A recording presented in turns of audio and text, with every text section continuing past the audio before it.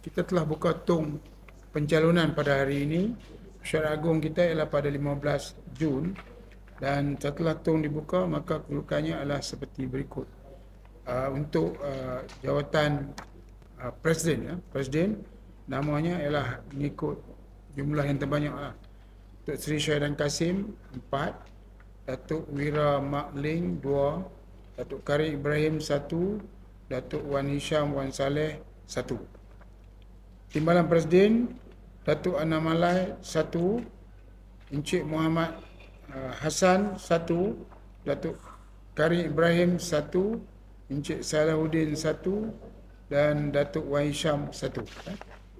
Bagi Naib Presiden Datuk Ana Malai, Datuk Muhammad Ismail, Encik Ayaru Mutusami, Encik Muhammad Hassan, Puan Josephine Kong, Encik Rosli Abdullah, Encik David William, Encik John Ayabu dan Encik Fatma Nazim Nagapan.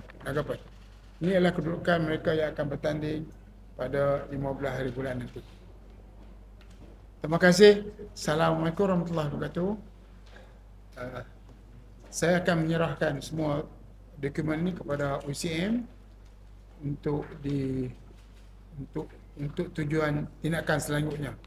Kita telah mengikuti peraturan perlembagaan di mana tong ini setelah ditutup kita kena simpan 3 hari baru kita boleh buka. Dan ini kita buka setelah tempoh 3 hari dan tong ini sementara waktu disimpan di Balai Polis dan ini kita keluarkan dan kita akan serah kepada OCM.